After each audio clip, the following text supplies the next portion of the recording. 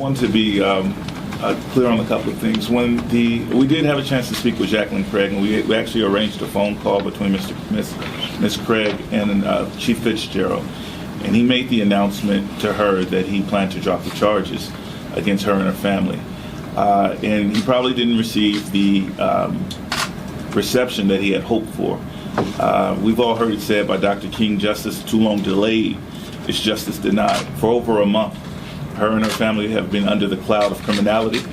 For over the past month, really immediately after this incident, she was taken to jail.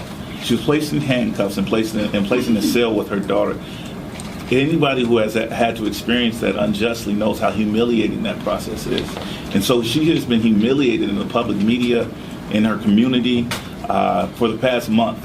And on this day, he came to her and said, congratulations, we're no longer pursuing the charges against you, although we feel like the charges against you were valid, which was an additional slap in the face.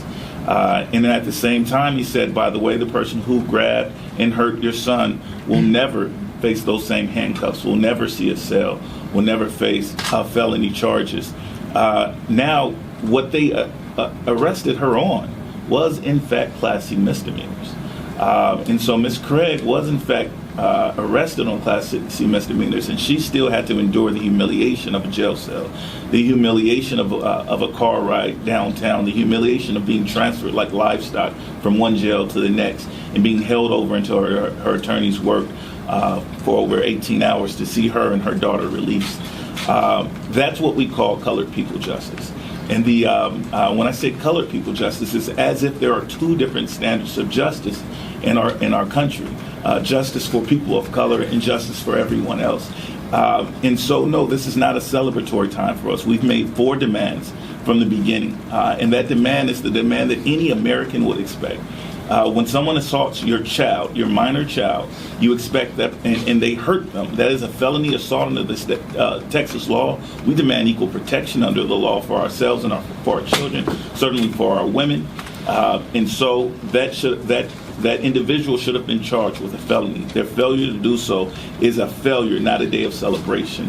The fact that they dropped charges instills that those charges were valid without admitting that their officer falsified records in order to bring the charges in the first place is in fact a failure.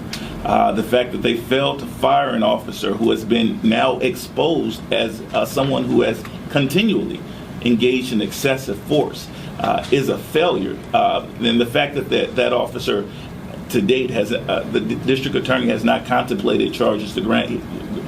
Charges have not been presented to the grand jury on that officer who was guilty of assault on a minor, again a felony, falsification of records, false imprisonment, official misconduct, any number of other crimes than any other American if they committed perjury.